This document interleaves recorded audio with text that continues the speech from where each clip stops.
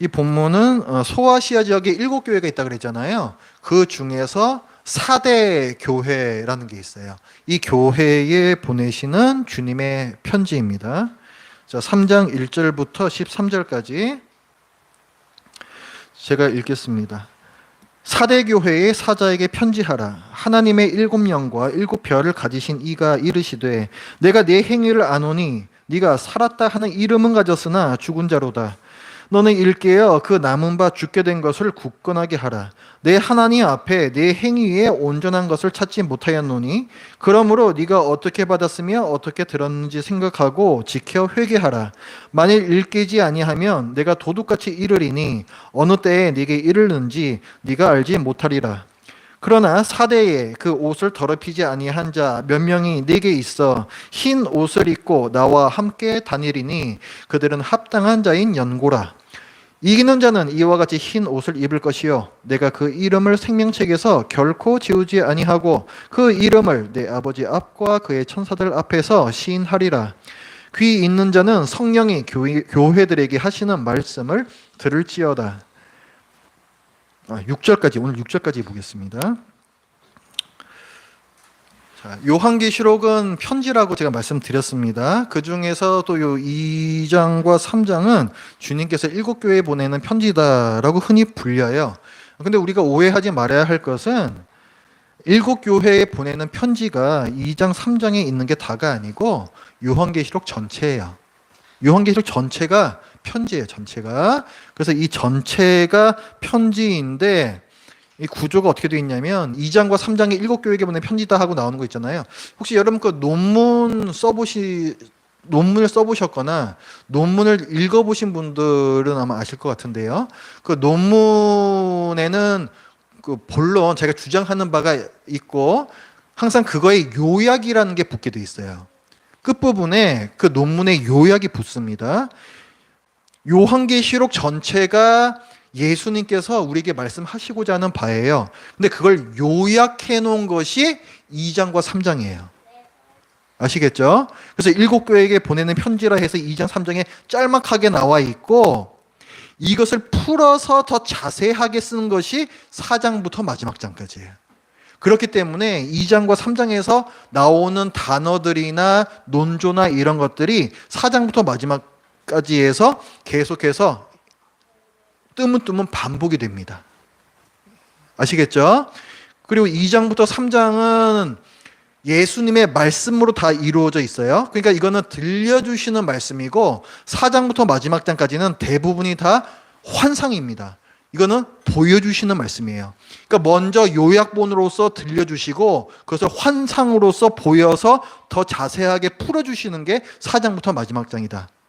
이런 구조도 여러분이 알고 계시면 좋을 것 같습니다. 그래서 제가 그 요한계시록 그 강의 링크 제가 걸어드렸잖아요.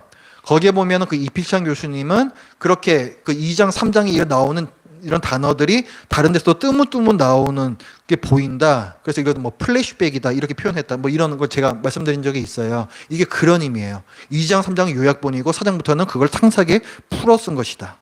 이렇게 보시면 됩니다. 자, 그래서 2장, 3장 여기서는 각 교회가 겪고 있는 상황에 대해서 우리가 보는 거는 한정이 되어 있잖아요. 그거 말고 하나님께서 전지하신 하나님께서 보시는 영적 실체에 대해서 알려주세요. 그게 2장과 3장입니다. 근데 7교회라고 했을 때 7, 7은 완전수이고 7교회는 모든 시대 모든 교회를 뜻하기 때문에 우리도 오늘 본문을 포함해서 예수님께서 말씀하시는 바를 우리에게 주시는 말씀으로 알고 진중하게 받아야 합니다. 오늘 본문은 4대 교회에 주시는 말씀이에요. 1절에 보면 3장 1절에 보면은 4대 교회의 사자에게 편지하라라고 했습니다. 여기서 사자는 영어로 angel 혹은 messenger라고 이제 부르는데요. 이게 도대체 누굴 가리키냐 했을 때, 뭐, 목회자를 가리키는 거다 보는 경우가 있고, 혹은, 아까 천상교회에 대해서 말씀드렸잖아요. 이 지상교회의 실체가 천상교회예요. 그 천상교회의 대표 천사다, 이렇게 뭐 보는 또 학자들도 있어요. 그러니까 지역교회를 돕는 천사라는 거죠. 근데 그게 뭐 목회자는 뭐냐 이거 따진 거 그건 중요한 게 아니에요. 그게 중요한 건 뭐냐면 하나님께서 사자, 그러니까 메신저를 통해서 교인 전체에게 우리에게 하신 말씀이 있으니 우리 모두는 이제 주님께서 하시는 말씀을 잘 들어야 한다는 것입니다. 근데 1절에서 하나님의 7영과 7별을 가지신 이가 이르시되 라고 했습니다. 그러니까 이걸 지금 누가 얘기하는 거냐라고 했는데 이 표현은 이게 1장에 나오는 표현인데 예수님을 가리켜요. 예수님. 결론적으로 예수님입니다. 예수님께서 이르시되 이런 말이에요. 구약 선지서에는 선지자들이 항상 예언을 할 때, 하나님의 말씀 선포할 때 이스라엘의 하나님 여호와께서 이르시되 이런 식으로 시작합니다. 여호와께서 이르시되 내 하나님 여호와께서 이르시되 항상 이렇게 시작을 해요. 지금 3장 1절에서는 뭐냐면 예수님께서 이르시되 이런 말이에요. 이건 뭐냐면은 앞으로 하는 얘기가 사도 요한의 개인적인 생각이 아니요 신적 권위를 가지신 성자 하나님의 말씀으로 받아서 잘 들어라 하는 것입니다. 2장부터 3장까지의 그 7개의 이 편지가 보통은 잘하는 것에 대해서 먼저 칭찬해 주시고 못하는 것에 대해서 이제 책망을 하시거든요. 근데 이 사대 교회는요 처음부터 혼쭐이 나요. 그 1절 중에서부터 보시면은 내가 네 행위를 아노니 네가 살았다 하는 이름은 가졌으나 죽은 자로다. 안 좋은 말씀이죠. 살았다 하는 이름은 가졌으나 네가 스스로 영생을 가졌다, 구원받았다라고 하지만 사실은 죽은 자이다. 네가 그리스도인이라고 명함은 내미는데 사실은 그렇지 않다는 말씀이에요. 사대교회 교인들의 심각한 영적 실상을 지적하시고 꾸짖으십니다. 왜 그렇게 말씀하시는가? 내가 네 행위를 아노니 이렇게 말씀하세요. 네가 네 행위를 보니 그렇다는 거예요. 아니 사대교회인들이 뭘 잘못했길래? 이 본문에는 그게 안 나와요. 뭘 잘못했는지가 직접적으로는 안 나오는데 충분히 유추할 수가 있습니다. 7개의 편지 모두에 맨 처음 앞머리에 예수님의 자기소개가 나와요. 아까 우리 그 1절에서도 하나님의 7영과 7별을 가지신 이가 하면서 예수님께서 당신을 그렇게 소개하시죠? 이게 7개 편지가 다 달라요. 일단 그 뒤에 필라델피아 교회 같은 경우에는 7절에 보면 거룩하고 진실하사 다윗의 열쇠를 가지시니 곧 열면 닫을 사람이 없고 닫으면 열 사람이 없는 그가 이르시되 이렇게 얘기하죠. 예수님의 자기소개가 달라지는 거예요. 이게 중요합니다. 각 교회의 상황에 특별히 알맞게 당신의 어떠하심으로 자신을 소개하세요. 무슨 말이냐면은 교회마다 갖고 있는 문제들이 있잖아요. 그 문제를 해결할 수 있는 열쇠로서 자신을 소개하시는 거예요. 이거 잘 기억해 두십시오. 7편지를 제대로 이해할 수 있는 데 있어서 중요한 원리예요. 그런데 여기 사대교회에서 그 1절에서 하나님의 7영과 7별을 가지신 이라고 소개한 거 이게 요 앞에 2장 1절부터 나오는 에베소 교회에서의 그것하고 거의 같아요. 2장 1절 보시면 에베소 교회의 사자에게 편지하라 오른손에 있는 7별을 붙잡고 7 금초대 사이를 거니시는 이가 이르시되 라고 소개를 하세요. 여기 보면 7별은 아까 사대교회에서도 나왔었어요. 차이는 뭐냐면 2장 1절에서는 7 금초대가 나와요. 그런데 3장 1절에서는 7영이 나온단 말이에요. 7 금초대와 7영 요 차이가 있어요. 근데 이게 사실은 같은 겁니다.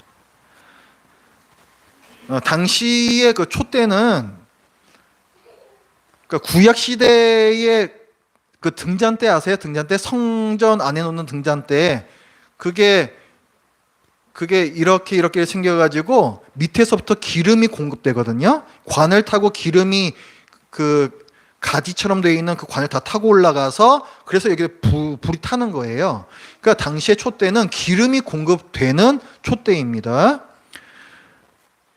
스가랴 4장에서 보면은 교회를 어떻게 표현하냐면 촛대다 얘기하면서 그 촛대의 기름을 공급해 주시는 분이 성령님이다라고 얘기해요. 이건 뭘 뜻하는 거냐면은 불빛을 비춘다는 것은 복음의 진리를 믿지 않는 세상에다가 비추는 교회 사명을 뜻하는 거예요. 그러니까 촛대가 교회라는 것은 교회에게 복음을 증거할 사명이 있다는 것을 가리키는 것이고, 촛대 기름이 들어가야 불을 피울 수 있는 거잖아요. 그러니까 교회 사명을 감당할 수 있는 능력을 공급하는 게 누구냐? 성령님이라는 거예요. 아시겠죠? 그러니까 촛대하고 성령은 사실은 한 몸인 거예요. 교회와 성령은 하나로 단단하게 묶여 있는 거예요. 아시겠죠?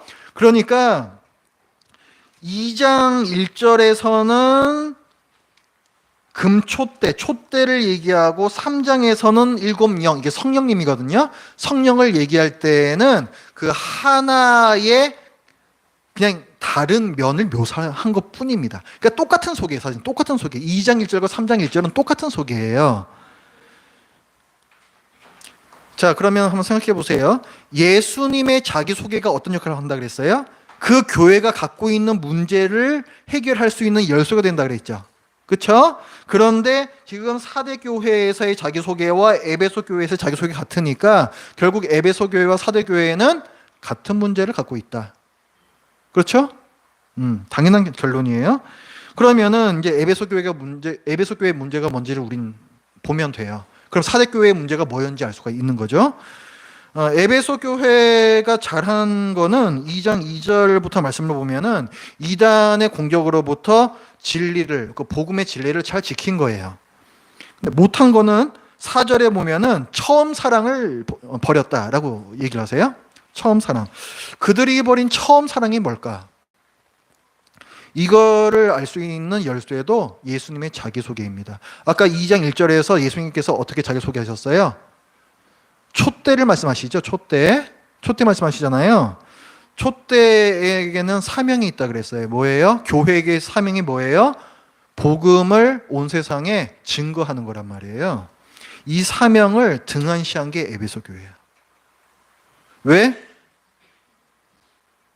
자기네들끼리 진리에 만족하는 거예요. 그러니까 에베소 교회는 진리를 잘 가르치고 배우는 이단이 넘보지 못한 교회였지만 진리를 모르는 교회 바깥 사람들에게 복음을 전하지 않는 자기들끼리만 만족하는 공동체, 내부 지향적인 공동체였습니다.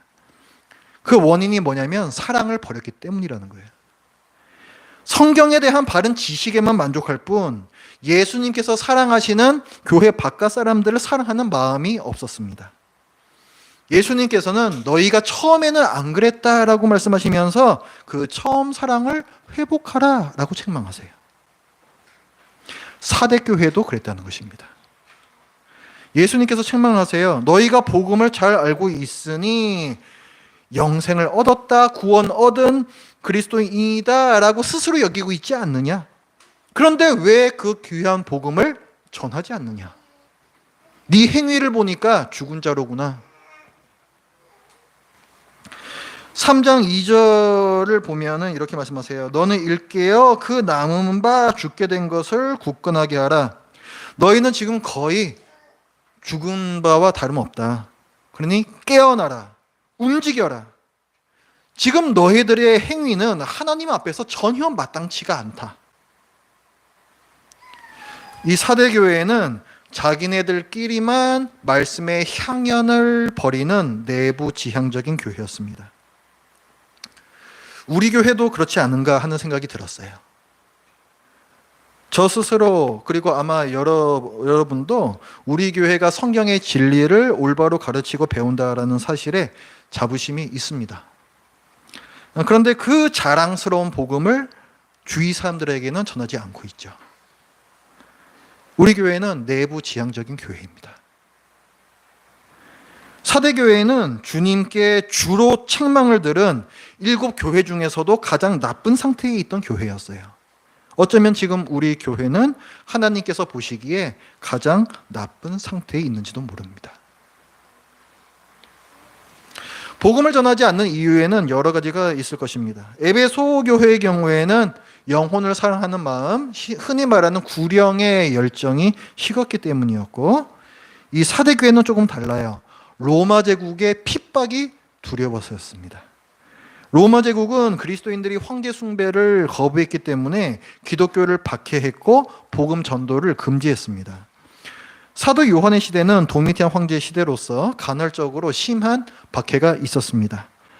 그래서 믿음을 지키다가 또 복음을 전하다가 사자밥이 되거나 십자가에 못 박혀 순교하는 사람들이 생겼습니다. 요한 사도 역시 로마 제국의 이 박해 때문에 반모섬에 유배당해 와 있죠.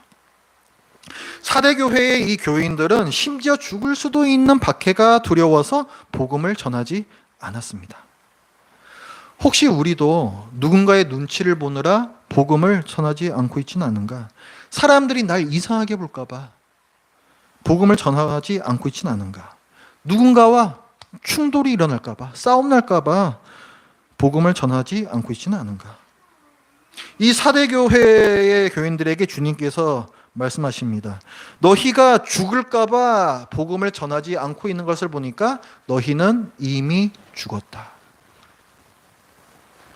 너희는 그리스도인이라는 이름만 갖고 있는 명목상의 그리스도인이다. 제가 그리고 여러분이 그렇다는 거예요. 자, 그러면 죽기를 각오하고 복음을 전하라는 주님의 명령에 우리는 어떻게 반응할 것인가? 우리는 어떻게 전도의 두려움을 극복할 것인가? 주님께서 방법을 알려주십니다. 3절, 그러므로 네가 어떻게 받았으며 어떻게 들었는지 생각하고 지켜 회개하라. 무슨 말씀입니까? 너희가 어떻게 구원받았는지, 복음을 어떻게 듣게 되었는지를 생각하라는 거예요. 이 사람들이 어떻게 복음을 듣게 되었을까요?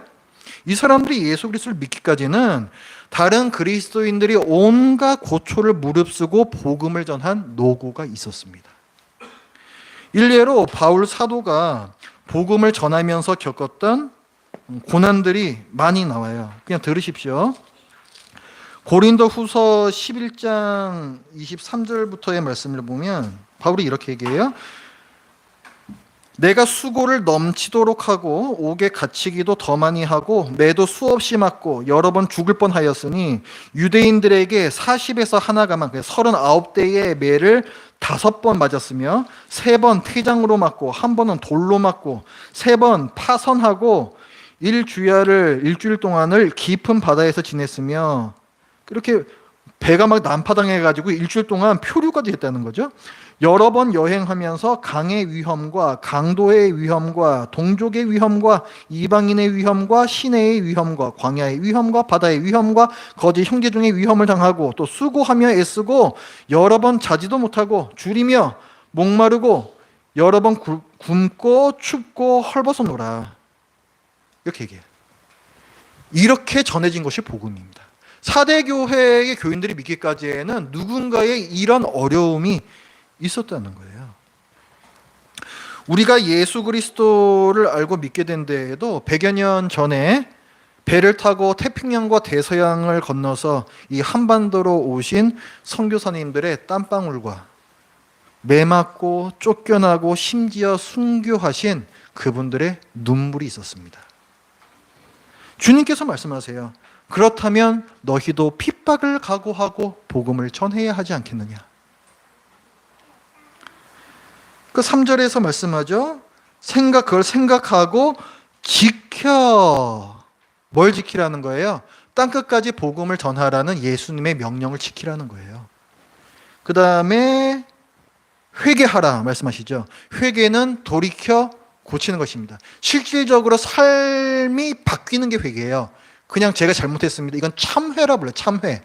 죄를 고백하는 건 참회라 부르고 회개는 다릅니다. 회개는 그걸 넘어서 실제 내 삶이 바뀌는 거예요. 바꾸는 거예요. 그게 회개예요.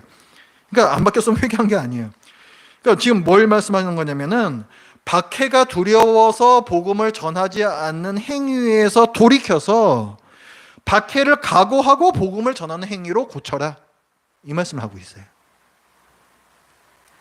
이 돌이켜 고침이 없을 때의 엄중한 결과를 말씀하십니다. 3절 계속 말씀하시죠. 만일 일깨지 아니하면 너희들은 지금 영적인 잠에 빠져 있다는 거예요. 거기서 지금 깨어나지 아니하면 내가 도둑같이 이르리니 갑자기 오시겠다는 거예요. 어느 때에 네게 이르는지 네가 알지 못하리라. 갑자기 오신다는 거예요. 우리가 알지 못한 때 갑자기 오신다는 거예요. 오셔가지고 혼내시겠다는 거예요.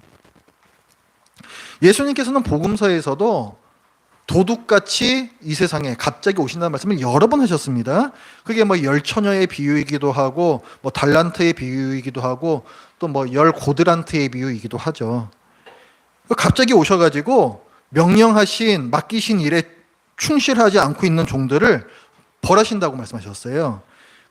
그래서 이제 여기서 뭐 이제 일례를 보면은 뭐 누가복음 12장 47절에서 주인의 뜻을 알고도 그 뜻대로 행하지 않는 종은 많이 맞을 것이다. 이렇게 말씀하세요.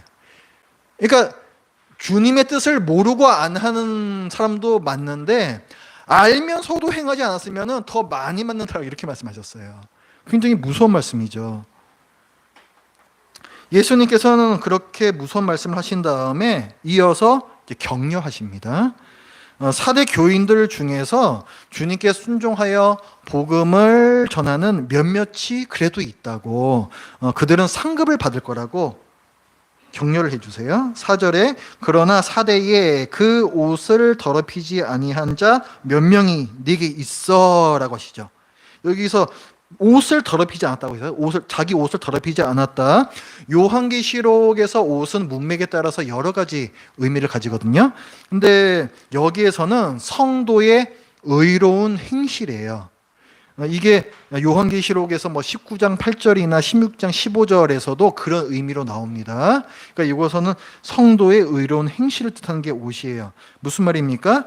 그러니까 이 몇몇은 고난을 무릅쓰고 복음을 전하기에 힘썼다는 거예요. 그 의로운 행실이 있다는 거예요. 그래서 그들은 상급받기에 합당하다라고 말씀합니다.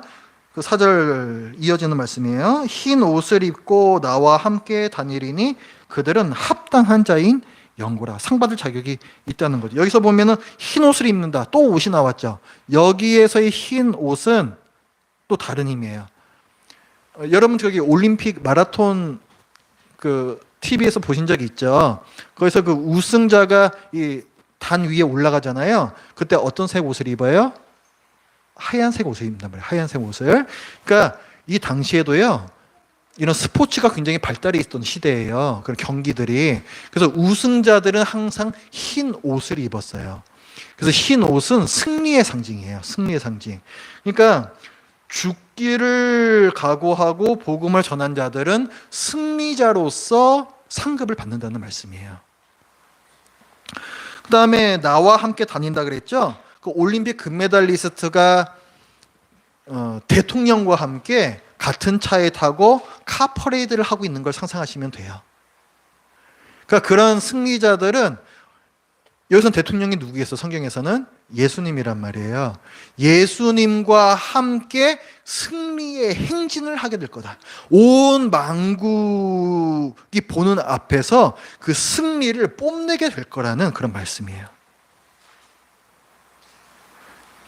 이게 새 하늘과 새 땅에서 영적 승리자에게 주실 상급입니다. 주님께서는 싸움에서 이겨라 라고 말씀하고 계세요. 싸움입니다. 복음을 전하면 로마 제국에게서 물리적으로 신체적으로 박해를 받게 되죠. 근데 이게 실상은 영적 전쟁이에요.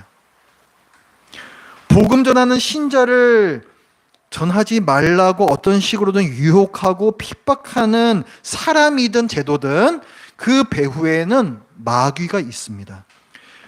요한계시록 11장에 가면 또 촛대가 나오거든요. 두 촛대가 나와요. 촛대가 뭐라 그랬어요? 교회란 말이에요. 교회.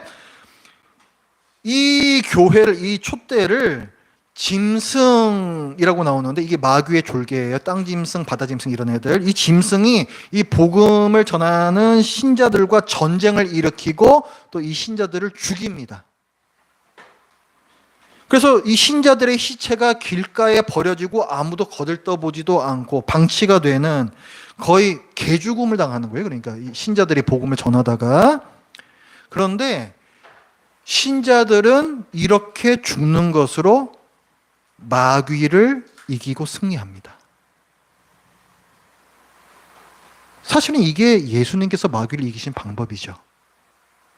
마귀는 예수님의 십자가 때에 그렇게 당하고도 똑같은 방법으로 우리에게 써먹고 있다는 거예요. 근데 그 결론은 무엇이냐? 십자가 때와 마찬가지라는 것입니다. 우리는 개죽음을 당함으로써 승리하는 거예요. 전도는 치열한 영적 전쟁을 수행하는 것입니다. 그래서 주님께서는 이겨라 말씀하세요. 5절을 보십시오. 이기는 자는 이와 같이 흰옷을 입을 것이요 내가 그 이름을 생명책에서 결코 지우지 아니하고 그 이름을 내 아버지 앞과 그의 천사들 앞에서 시인하리라. 흰옷은 제가 설명드렸고, 그 다음에 내가 그 이름을 나오고, 그 다음에 나가서 또 그 이름을 2번 반복하죠. 아까 서두에서도 이름이 나왔었습니다. 어디 나왔었습니까? 1절에 네가 살았다 하는 이름은 가졌으나 죽은 자로다. 이거하고 지금 대조시키시는 거예요. 1절에서의 이름은 명분상의 그리스도인, 안 좋은 이름이었어요. 껍데기뿐인 이름이었죠. 그러나 지금 5절에서 말하는 이름은 무엇입니까? 그리스도인의 진정한 이름이에요. 이것을 생명책에서 결코 지우지 아니하리라. 뭐 썼다가 지웠다가 이렇게 하시겠다는 말씀이 아닙니다. 하나님께서는 구원받을 자를 이미 다 태초전부터 특정해 놓으셨고, 이 생명책에서 결코 지우지 아니한다라는 말씀은 너희가 이 세상에서는 생명을 잃을 수 있으나 영원한 생명을 빼앗길 수는 없다는 약속의 말씀이에요. 예수님께서 복음서에서 말씀하신 바 몸은 죽여도 영혼은 죽이지 못하는 자를 두려워하지 말라, 그 말씀입니다.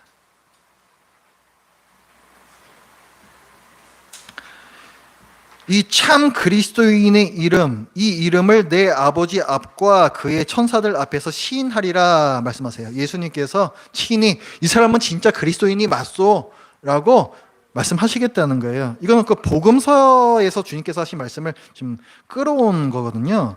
근데 그 복음서 두 군데에, 한 군데에는 내 아버지 앞에서 시인하리라, 마태복음 10장에서는 그렇게 얘기하고, 누가복음 12장에서는 천사들 앞에서 시인하리라 이렇게 나오거든요. 이 두 개를 짬뽕시켜서 지금 하나로 지금 말씀하시는 건데, 이 두 개의 말씀 모두가요, 핍박과 순교를 무릅쓰고 복음을 전하라는 말씀의 맥락 가운데 있는 말씀이에요. 그러니까 요한계시록에서도 이 말씀은 매우 적실한 것입니다. 상급을 받기 위해서 복음을 전해야 하겠습니까? 상급은 격려일 뿐입니다. 우리가 순종을 하는 이유, 우리가 주님께 충성하는 이유는 구원받기 위해서도 아니고 상급을 받기 위해서도 아닙니다. 내 신앙의 양심이 주님께의 충성과 사랑을 포기할 수 없어서죠. 그러니까 이 상급에 대한 말씀은 격려인 거예요. 격려인 것입니다.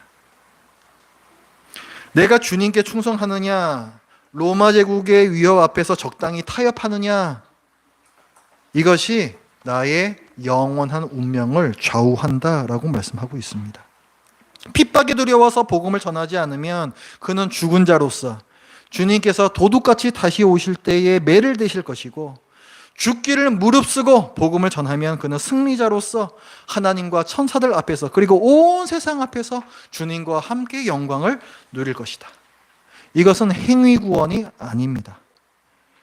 우리의 행위, doing이 우리의 being, 믿음을 드러내는 열매일 뿐이죠. 전도하지 않는 우리, 죽은 자와 같은 우리는 어떻게 해야 이 비참한 상황에서 벗어날 수 있을까요? 먼저 being, 내가 지금 어떤 상태인지 직시해야 합니다. 내가 영적으로 죽은 자와 다름없음을 사실로서, 그걸 팩트로서 겸손하게 인정하는 것이 첫 단추입니다. 그 인정이 없는 한 예수님의 말씀은 들리지 않습니다. 그리고 죽은 나를 살려주실 수 있는 분께 나 좀 살려달라고 간절히 구해야 됩니다. 죽어 있는 자는 스스로 살아날 수가 없고, 시체가 어떻게 스스로 살아나요? 죽은 자를 살릴 수 있는 누군가의 능력과 은혜가 필요합니다. 하나님이 그 능력과 은혜를 갖고 계세요. 예수님의 자기소개, 예수님의 어떠하심을 우리가 보았죠. 이것이 교회가 지금 당면한 문제를 해결할 수 있는 열쇠라고 했습니다. 예수님께서 친히 자기를 소개하시는 당신의 어떠하심이 교회가 직면한 문제를 극복하는 기초를 제공해요. 사대교회는 뭐라고 말씀하십니까? 1절에서 하나님의 7 영과 7 별을 가지신 이라고 말씀하고 있어요. 하나님의 영이 7이나 됩니까? 성령님인데 성령님이 7분이세요? 아니잖아요. 7은 완전수입니다. 그래서 성령님의 완전한 능력을 말하는 거예요. 예수님께서 그 7 영을 갖고 계시다는 것은 예수님께서 완전하고 충만한 성령의 능력을 갖고 계시다는 겁니다. 성령님은 성경에서 어떤 분으로 나오냐면 항상 창조의 영으로 나와요. 천지 창조 때도 성령님께서 물 위를 운행하셨죠? 그리고 구원하실 때에도 늘 거기엔 성령님께서 계십니다. 이를테면은 출애굽 이스라엘이 홍해를 건너서 광야를 다닐 때에 그 불구름 기둥이 있잖아요. 사실 그게 성령님을 뜻하는 거예요, 사실은. 그러니까 구원의 현장에서도 성령님은 늘 계시고, 그러니까 성령님께서는 하나님의 백성을 창조하시는 영인 거예요. 출애굽은 그 의미를 갖고 있는 거예요. 하나님의 백성을 창조하시는 거거든요. 구원과 창조는 동전의 양면입니다. 그래서 사도 바울도 성령님에 대해서 부활의 영이다라고 얘기를 하고 창조의 영이다라고 그렇게 얘기를 해요. 자, 그런데 그 성령님의 능력을 누가 갖고 계시다? 예수님께서 갖고 계시더라고 스스로 밝히고 계시는 거예요. 죽어있는 사대 교인들을, 우리를 살리실 수 있는 분이 예수님이라는 겁니다. 그 주님께서 우리에게 말씀을 하세요. 6절, 귀 있는 자는 성령이 교회들에게 하시는 말씀을 들을지어다. 혹시 이 중에 귀 없으신 분 손 들어보십시오. 귀 없으신 분. 여기서 귀 있는 자는 뭘 뜻하겠습니까? 영적인 말씀이 들리는 귀를 뜻하는 거예요. 이 중에 오늘 주님의 말씀에, 이 전도하라는 말씀에 반응하시는 분이 있고 아니신 분이 있을 것입니다.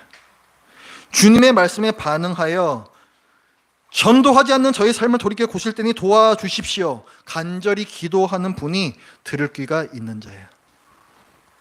이렇게 반응할 수 있는 이유는 살아있기 때문에 그렇습니다. 죽어있는 자는 못 들어요. 영적인 말씀에 반응할 수 있는 이유는 영적인 말씀이 들리는 귀가 있어서, 다시 말해 영적으로 살아있어서이기 때문에 그렇습니다. 다만 아까 일깨어라는 말씀하시죠? 깨라는 거예요. 영적인 게으름, 영적인 잠에 빠져 있는 상태에 영적으로 죽어있는 사람과 별로 다르지 않는 그런 자와 같이 되어 있는 거예요.